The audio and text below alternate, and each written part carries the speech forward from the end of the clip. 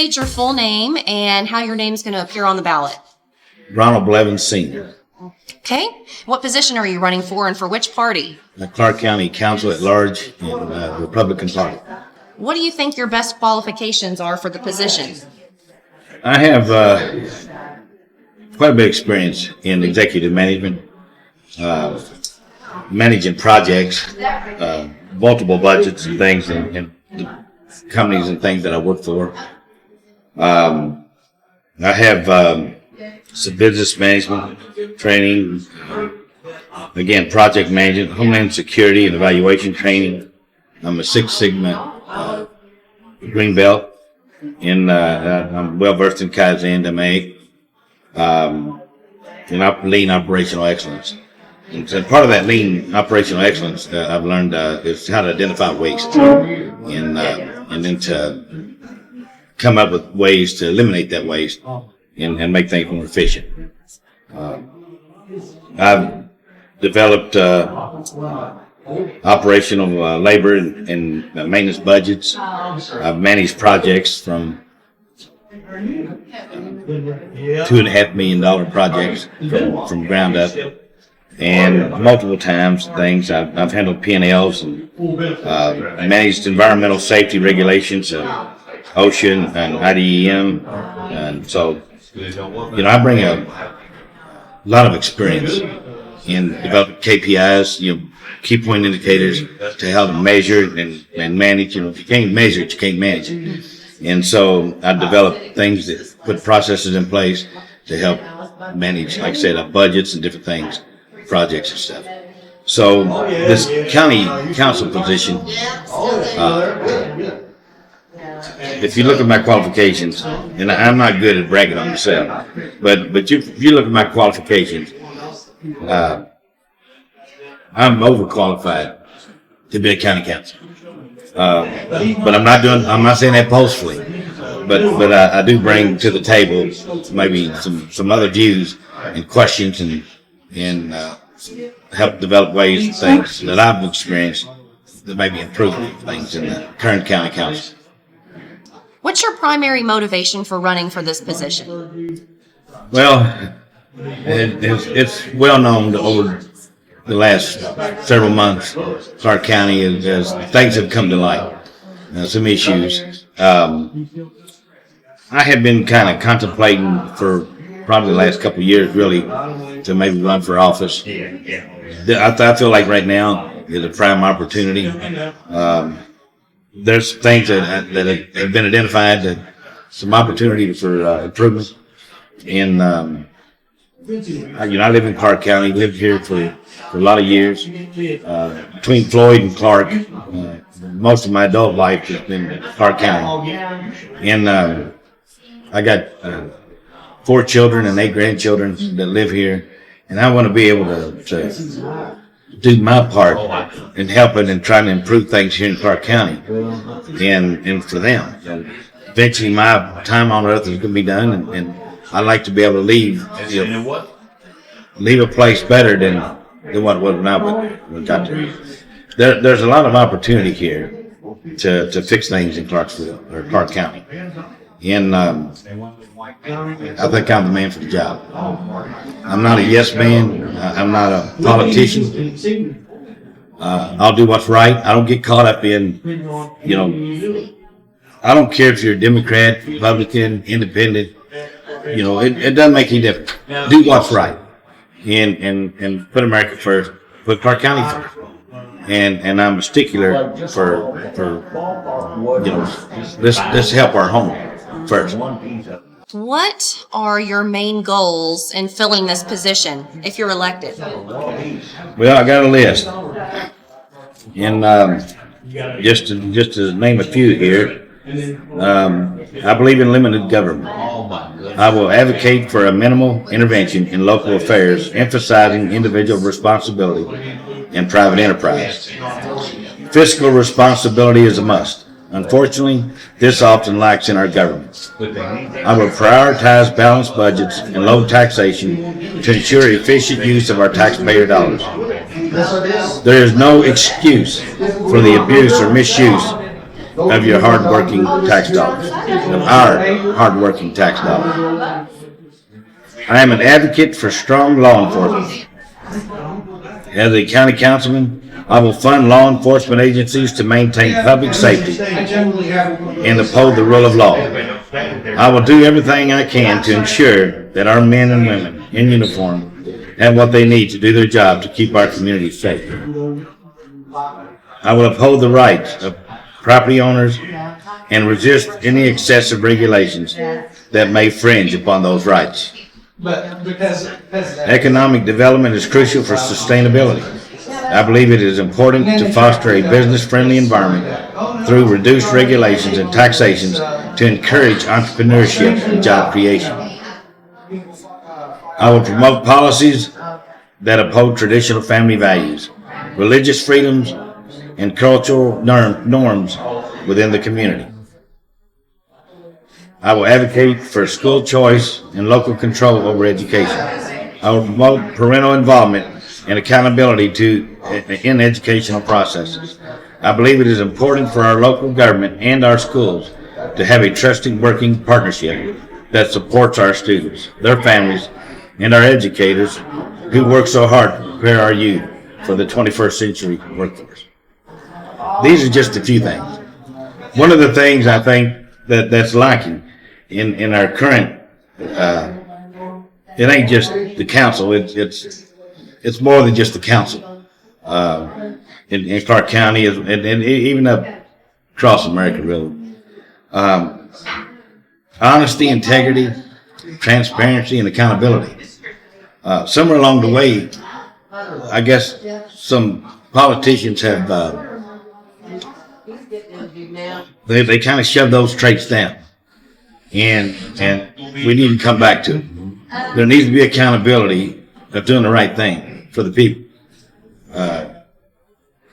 When I say I'm going to help the people, that's people make that, that's cliche, you hear politicians say that. But I'm one of the people. And so when I say it, I'm not a politician. I'm not a career politician. And so I'm really for the people.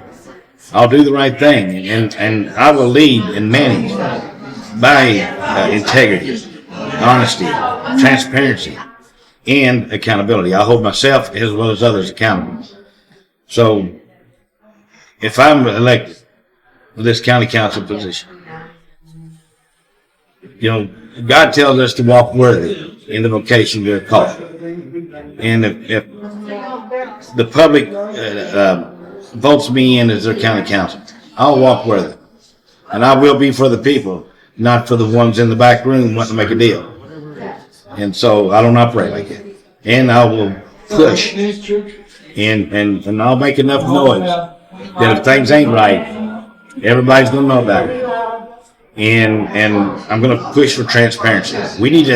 These council meetings need to be streamlined on social media, or and publicized. Anybody can go in that wants to know about it, they can view it, know what's going on in our county.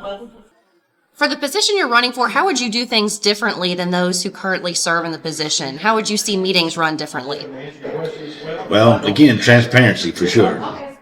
But then, not be a yes man. Back in June, I found a minutes where the council had come together, and there's a opioid restricted fund that the highway department, or one of the commissioners, said he petitioned the council to take $618,000 out of and put it over into the highway department to hire people. The highway department, I'm sure, needed help, but I don't think it was probably a good idea to take out our opioid restricted fund. Restricted fund means that's restricted for that purpose, and we got an opioid crisis all across America, and here in our county, in Clark County, Floyd County, Scott County, all around this area. I'm a pastor of Living Waters Church in Charlestown, and I deal with a lot of people. and you know, a lot of them have family members or friends or somebody's on drugs that need help, and so we don't. That's one of the reasons why too. Seeing that the funds are at times being misappropriated, I think we need to get a handle on that. And just because somebody asked for it, don't mean you need to get it. You know, we need to question things, and then evaluate the whole scope, the whole, you know, budget program. You know, all the accounts. I'm not familiar with all the accounts yet, but if I'm elected councilman, I will be. I will get involved and know what's there, and then evaluate: is this the best place to take this money out of? And then why do you need it to begin with? You know, just because you say that just an example of the highway department, that their labor budget was already budgeted, or should have been. And so if they didn't have the people, that's not necessarily because they're low on money. That could be because ain't nobody wants to work. You know, that ain't no secret. There's a lot of places hurting right now because people don't want to work. So bottom line is we need to question things, not just yes, you got it. And you've already answered this, but would you be willing to commit to full transparency to your constituents? And the way we view transparency is the video recorded, streamed video meetings, including administrative meetings or any meeting outside of executive sessions, all minutes, contracts, disbursements, and packets of documents that support upcoming topics to be voted on ahead of time going out to the constituents. Absolutely. So that we can see what 100%. You all see. I'm 100% agreement. That's one of the things that if I'm elected, that's one of the things. The first things I'm going to work on is transparency. And I was talking to a young lady a while ago here that used to sit on the council, and she was telling me that a lot of the minutes is not even put in the computer online or where you can get to it. But if I'm depending on what authority I have, you know, I'm just going to be one vote. But I'll make enough noise that I will get results, and it will be for the people. How are you going to ensure the public gets the opportunity to express their desires on a particular agenda item? How will you communicate with those you represent? Most of it will be social media. You know, my name, my phone number, everything will be out there.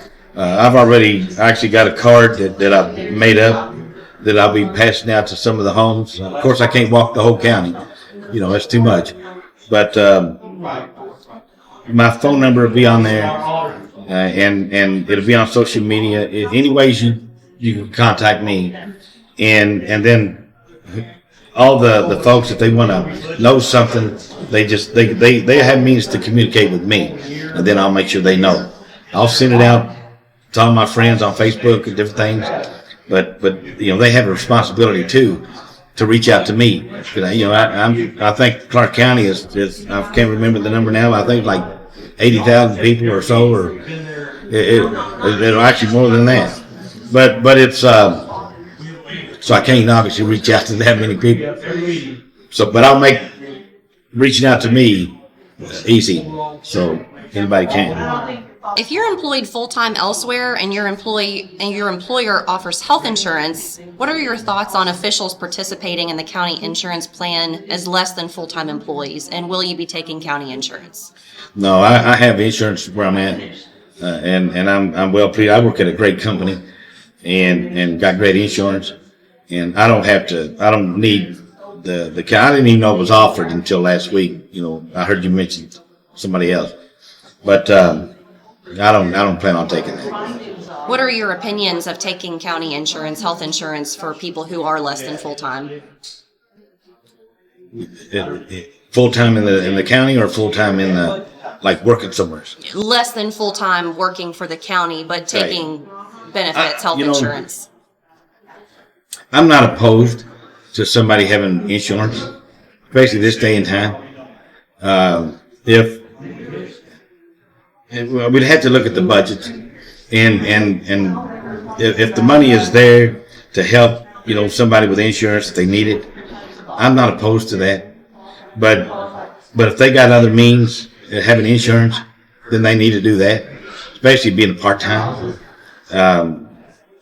But I think overall, you know, we need to be good stewards of the county, of the taxpayers' money. And there's a lot of, I think, you know, people, when they get in office, a lot of time they vote themselves, you know, a lot of benefits. And just because they can. I think somebody needs to evaluate it all and just kind of look over everything, what's needed and what's not. And one other thing, it seems like sometimes we take the councilman and I don't, the mayor, whoever up there takes money out of account. Then when that account, when that work for that account comes up and says, well, how are we going to do it? We ain't got the money there. Then they say, we'll raise taxes. That's crazy. You know, and so I'm tired of paying high taxes. You know, not only federal, but at the state level and the county level. One of the things I like in my previous comments, you know, I'm against it. I understand we got to pay taxes. Even God said, render unto Caesar what is Caesar's. But he didn't say how much. You know, he didn't set the limit. And so we need to back off of that. And one of the things I'll be doing, and like I said, I don't know what authority, all of the authority I'll have. But I'll rub elbows with the ones who make those decisions. And I'm going to evaluate. You know, it would seem like when inflation hit, oh, it's a prime opportunity to raise our taxes. But we still have to pay higher gas prices, higher food prices, you know, utilities, all these things. And then you want to raise our property taxes. And so the yes man, the good old boy, you do for me, I do for you, that needs to stop. And we need to, you know, stop this craziness. And let's get our. I looked at the percentage of property taxes that we pay. We're one of the most highest. You know, we pay the most taxes in a lot of the counties, surrounding counties around here. And because somebody either mismanaged what they should be doing for the people, or perhaps they're getting something in the back room. I don't know. But I don't know what the problem is, and I ain't accusing nobody. I'm just saying there's a lot of mistakes made, and I'm tired of paying for their mistakes. And we need somebody in there that's really going to be for the people, not just say it like a politician. Have you familiarized yourself with past minutes, budgets, additional appropriations, expenditures, and policies for the position you're running for? Yes, I have. I went back and researched some of the minutes. Some of the minutes I can't get into. I don't know why, but I went back. I found June, July, and August of last year, and they, like I said a while ago, in the June minutes, $618,000 appropriated out of the opioid to help the highway department. I didn't read no questions in there of why. It was just saying, hey, we request this, it's approved, and then this is why we need it.